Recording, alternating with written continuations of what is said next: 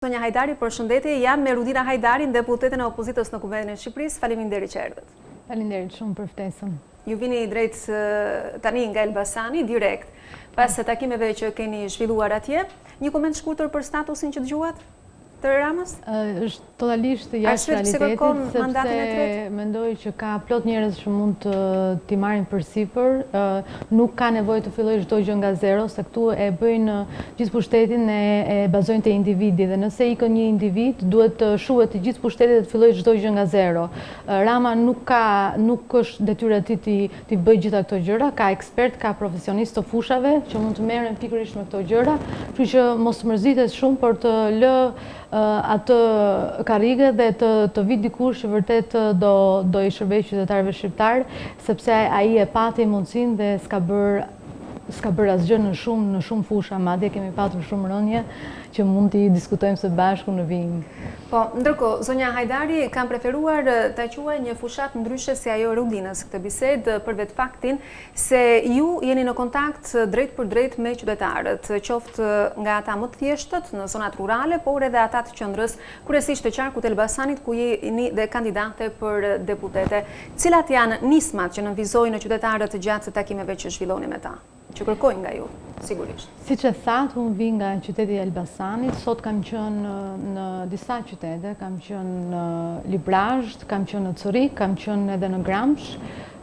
Tani unë kam vizituar dhe kam parë pothuajse çdo cep të qarkut të Elbasanit dhe ky është vetëm fillimi. Kam vendosur që gjatë kësaj fushate apo gjatë periudhës që unë po njihem pra me këtë qark dhe kam edhe një lidhje, kuptohet, familjare në qark dhe kuptohet që nuk është e kam vizituar shpesh, por çka po ndodh është që duke vizituar këto fshatra, qytetet, duke u përshëndruar 24 orë aty, shumica e tyre kërkojnë një ndryshim rrënjësor. Nuk kam besim tek politikanët, është një nga sfidat më të mëdha që unë kam, por fushata ime është e bazuar te fakti që politikanët duhet të rinë afër qytetarit, të mësohen të dëgjojnë ata, të mësohen të rinë dhe të gjejnë zgjidhje për problemet e tyre. Dhe mendoj që kjo është një nga mënyrat e reja apo risi që unë sjell në këto fushat, sepse dua të jem sa më pranë tyre. Ajo çka kam parë në këtë kërkesë pra për një ndryshim rrënjësor është fakti se nëpër fshatrat po boshatisen, qytetet po plaken, sepse të rinjt i kanë syt në emigrimi dhe nuk e shikojnë pra qëndrimin në këto qytete si opsion. Shumica e të rinjve duan të largohen dhe duke qenë se jemi në këtë situatë ku pikat kyçe të zhvillimit të fshatrave apo qyteteve që janë tokat pjellore ose burimet ujore, të gjitha këto shfrytëzohen nga një grup njerëzish që janë të lidhur me pushtetin. Pjesa tjetër e qytetarëve dhe banorëve që jetojnë në ato zona nuk i shfrytëzojnë dot këto toka pjellore se s'kan mundësi t'i zhvillojnë, nuk kanë mundësi pra të shfrytëzojnë burimet natyrore aty dhe të përfshihen në tuaj politik të gjitha këto që keni parë nga afër dhe që normalisht kërkohen nga qytetarët? Padyshim që këto janë gjëra që ne i dëgjojmë dhe i kemi marrë parasysh dhe një nga gjërat që unë besoj dhe jam ndër të paktat politikanë që e mendoj që duhet të rish pranë qytetarit jo vetëm 2 muaj para zgjedhjeve, por duhet të rish pranë tyre dhe të pyesësh ata çdo ditë të vitit dhe të marrësh përgjigje dhe të gjesh një zgjidhje për problemet e tyre. Dhe kjo ka humbur në Shqipëri. Qytetarët ndjejnë që politikanët largohen prej tyre për 4 vite dhe më pas shkojnë tek ata vetëm muajin e fundit në fushata. Një ditë më parë keni vlerësuar fitoren Albin Kurti të vetëvendosjes në Kosovë dhe keni thënë që në një ditë populli i Kosovës përmbysi sistemin duke sjellë të rinjt në pushtet. Ndërkohë, vetëvendosja ka hapur një parti këtu, e ka regjistruar në Komisionin Qendror të Zgjedhjeve dhe do të garojë në zgjedhjet e 25 prillit. Mendoni që partia Nisma Thurje duhet të ketë një bashkëpunim me vetëvendosjen, ju bind një koalicion i mundshëm me ta? Ajo që ka ndodhi në Kosovë me Albin Kurtin dhe Vjosa Osmanin tregon qartë që qytetari e ka në dorë të bëjë një korrigjim politik, pra kur mendon që ai drejtim që është aktual nuk është i duhur dhe nëpërmjet votës ti mund të korrigjosh drejtimin politik të një vendi dhe kjo mund të ndodhë edhe në Shqipëri. Është një mesazh pozitiv që Kosova na e jep se vota e qytetarit, fuqizimi i qytetarit është më i rëndësishmi në drejtimin politik të një vendi. Ndaj, në këtë drejtim mendoj që ne nuk duhet të vlerësojmë rolin që kemi, mundësinë që kemi si njerëz për të qenë sa më vigjilent dhe për të dhënë kontributin tonë me votën tonë në mënyrë që të drejtohemi pra në një aspekt të ri, të sjellim njërisi në Shqipëri ashtu siç e kemi kërkuar prej vitesh, sepse 30 vite kaluan, tani edhe në Shqipëri kërkohet diçka e re. Kështu që duke parë se çfarë ndodhi në Kosovë, mendoj që jep sinjale pozitive edhe për Shqipërinë, që votuesi e ka në dorë dhe mund ta ndryshojë këtë. Pavarësisht se vetvendosja në fakt ka goxha kohë që përpiqet të vinë në pushtet, pra ka 20 vite që ekziston, por ajo që është e rëndësishme është që ne mund ta ndryshojmë drejtimin politik në momentin që nuk jemi dakord me ata që janë në pushtet. Por që parimet qëtësisht në përbashkëta me këtë forcë politike në Shqipëri? Padyshim ne kemi bashkëpunim metalik, dera jonë ka qenë gjithmonë e hapur për bashkëpunim, por me sa kam vëretur, vetvendosja ka vendosur të mbështesë kandidat pavarur në Shqipëri dhe ne padyshim që mbështesim çdo kënd që do të sjellë diçka të re në vendin tonë dhe të sjellë një njërisi të re në kuvendin e Shqipërisë. Kështu që kemi qenë gjithkohës duke i mbështetur në këtë risi pra që po mundohen të futen në Shqipëri.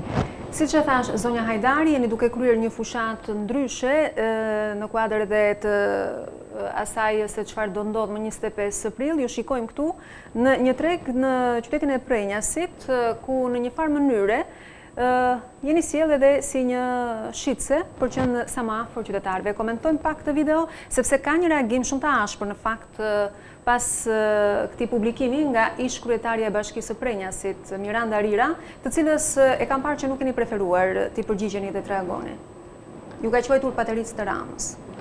Miranda Rira është një person i cili në fakt është pjesë e LSI-s, pra nuk është anonime, është një njeri që është pjesë e LSI-s dhe nëpërmjet partisë së saj Rama erdhi në pushtet dhe nëpërmjet partisë së saj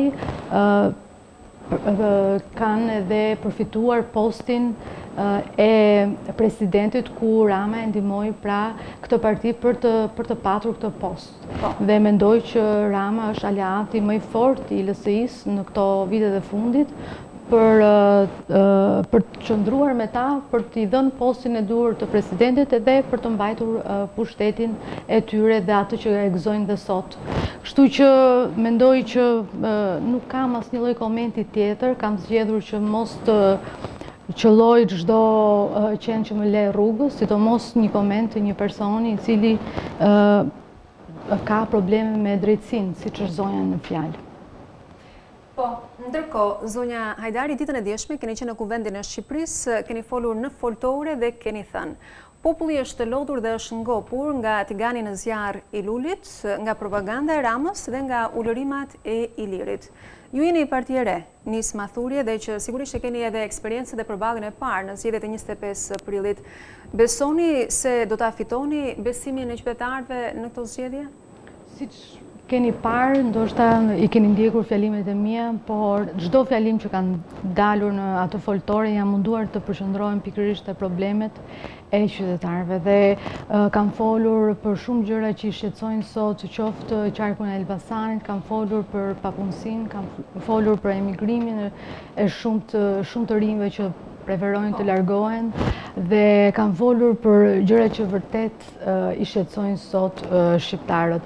Kjo është arsyeja që unë vazhdoj ta bëj këtë, sepse duke evidentuar dhe duke e vënë pa se cilat janë probleme shoqërore, ne duhet të gjejmë një zgjidhje mbi këto probleme dhe mos të merremi me telenovela. Politika në 30 vite ka bërë një show politik i cili ka përsynim vetëm një gjë të shëmtuar që shqiptarët shikojnë, ndërkohë që ata pasurojnë dhe mbarojnë punët e tyre, pjesa tjetër duhet të kënaqen me këtë show politik të shëmtuar që kanë 30 vite që e shfaqin. Po të shikojmë 30 vite janë 4 veta që kryesojnë në politikën dhe dominojnë këtë politika apo show politik të shëmtuar që kanë parë për 30 vite, ndërkohë që vendi s'ka përparuar dhe ka kohë që ka nevojë për një drejtim të duhur.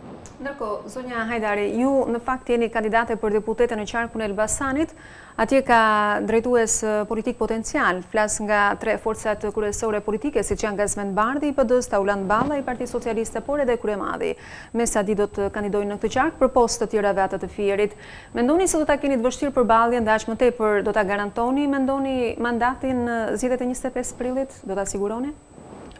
Sfidën e vetme që kam në atë qark është që të mbush mendjen qytetarëve, të thyej atë mosbesimin që kanë ndaj politikanëve dhe t'ja heq atë dyshimin që unë do jem aty vetëm një herë në 4 vjet.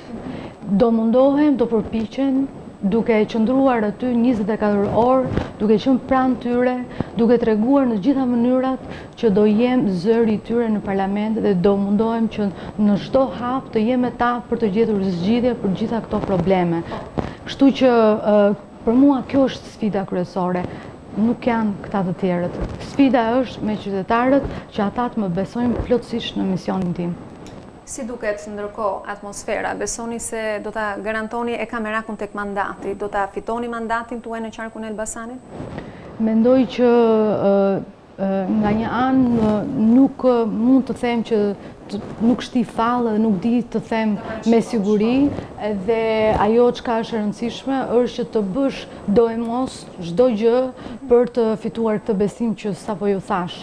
Është vështirë sepse është pasojë e kësaj politike të mbrapsht 30 vjeçare me këta njerëz të cilët e kanë shpërdoruar pra pushtetin e tyre për pasuruar veten e tyre, ndërkohë që pjesa e ndershme e qytetarëve kanë ngelur pa një përfaqësim dhe kanë ngelur pa një drejtim. Çfarë ka ndodhur me pushtetin dhe çfarë po ndodh sot është që pushtetarët janë fokusuar më shumë tek biznesmenët e zonës, si thua, përqendrohen tek ata ose tek krimi organizuar për të fuqizuar votat e tyre, ndërkohë që pjesa dërmuese e qytetarëve në këto zona nuk e kanë vëmendjen e duhur, por momentin që janë fushatat, ata mundohen të tërheqin vëmendjen e tyre, ndërkohë që janë të zhgënjur për pjesën e mandatit apo për pjesën tjetër. Gjatë 4 viteve s'kishim se ta bëshim në një periudhë 2 apo 3 orë. Ndaj mendoj që është shumë e rëndësishme që qytetarët të kthejnë syt dhe të gjejnë atë forcën dhe shpresën që nëpërmjet përfaqësimit në parlament, nëpërmjet një forcë të re politike në Kuvendin e Shqipërisë, do fillojmë të hedhin hapat e para pikërisht për këtë ndryshim rrënjësor që ata e kërkojnë vetë. Zonja Hajdari, ju kemi parë që keni një raport ndryshe nga politikanët e tjerë me kryediplomatën amerikane në vendin tonë, zonjën Yuri Kim, e vë gjithmonë theksin tek sistemi i drejtësisë. Kemi parë kryesisht që reagon me zhvillimet më të fundit që ndodhin sa i takon këtij sistemi, por gjithashtu edhe me listat e pastra ka kërkuar ajo pastërtinë e figurës së kandidatëve për deputet. Partia Nisma Thurje nuk është vënë ende në provë për të parë se kush do të jenë emrat e saj, mbetet për t'u parë më 25 prill, ndërsa mendoni në fakt se në sferën politike shqiptare ka elemente të inkriminuar dhe që kanë probleme me ligjin dhe çfarë duhet ndodh me ta konkretisht? Jam shumë dakord me deklaratën e ambasadores Yuri Kim, mendoj që është një deklaratë e duhur, një kërkesë e thjeshtë për të kërkuar pra kandidatura të pastra. Kjo është një gjë që të gjithë shqiptarët e duan, por nga ana tjetër politika në Shqipëri dhe partitë e vjetra janë të lidhura goxha me krimin dhe ky është një fakt. Dhe prandaj është dhe kjo kërkesë.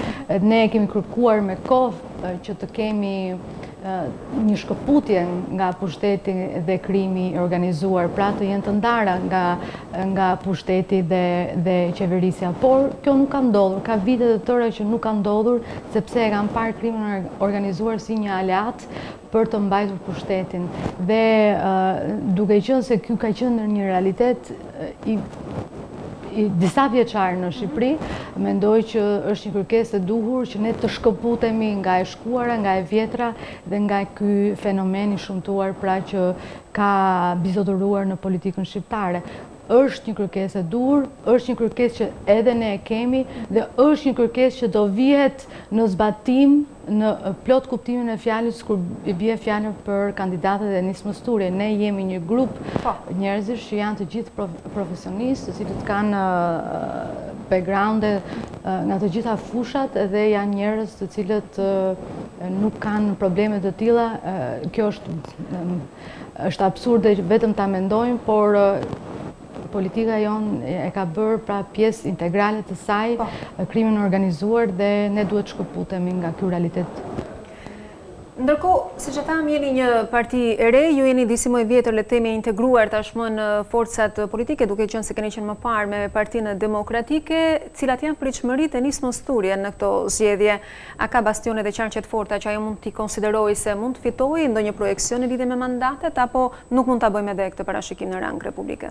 Mendoj edhe një herë nuk mund të shtim dot fallë se ku do fitojmë, por që ajo çka është e rëndësishme është që në të gjitha qytetet kërkohet ndryshimi. Në gjitha qytetet ka njerëz të zhgënjyer, qoftë nga Partia Socialiste në mënyra se si Partia Socialiste ka qeverisur në këto 8 vite, qoftë edhe nga oferta e Partisë Demokratike që nuk janë mbush mendjen. Ndaj mendoj që ka shumë njerëz që janë të zhgënjyer nga të dyja palët dhe duan të kthejnë syt nga një alternativë e re, e cila bazohet në pika kryesore në 3 shtylla. E para është forcimi i institucioneve.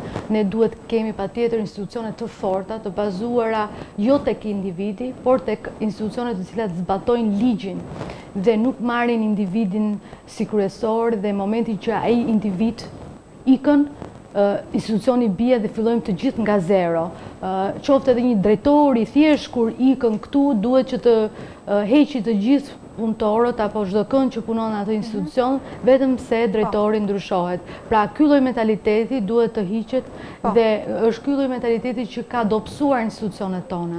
Besojmë te forcimi i institucioneve, besojmë tek demokracia pjesëmarrëse e njerëzve, ku njerëzit të jenë më të përfshirë në parlament, më të përfaqësuar në parlamentin shqiptar, dhe kjo bëhet jo vetëm duke ndryshuar sistemin zgjedhor që ne e kemi filluar si rrugtim, pra listat e hapura 100%, dhe duke ndryshuar sistemin zgjedhor në një sistem tjetër kombëtar me listat e hapura, ashtu siç e kemi kërkuar fillimisht, por edhe duke kërkuar ndoshta edhe ligjin e referendumeve që unë e kam depozituar dhe kam qenë aktive në këtë aspekt. Pra një demokraci më pjesëmarrëse. Dhe e fundit, ajo nga këto 3 shtylla që përmenda, është pikërisht menaxhimi pra i burimeve natyrore, e cila tash është e përqendruar te një grup njerëzish. Dhe kjo duhet të ndalet, sepse burimet natyrore i takojnë të gjithë qytetarëve shqiptar dhe nuk duhet të përfitojnë nga një grup i lidhur me qeverinë. Këto janë 3 pika që ne ofrojmë dhe janë, do t'i themi, në gjithë cepet e Shqipërisë me shpresën që shumë qytetarë do na mbështesin. Një pyetje të fundit me përgjigje të drejtë për drejtë të shkurtër, do të bashkëpunonit me partinë e Josefina Topallit, Lëvizja për Ndryshim? Akoma nuk e kam parë programin e saj, në momentin që ta shikoj, me vëmendje do kem një përgjigje për ju. Zonja Daleri, faleminderit shumë që ishit e pranishme në studio. Kënaqësi. Faleminderit dhe ju për ftesë. Ishim me zonjën Rudina Hajdari, deputete e opozitës në Kuvendin e Shqipërisë. Një hapësirë e shkurtër publicitare, do të rikthehemi pas pak me një tjetër intervistë.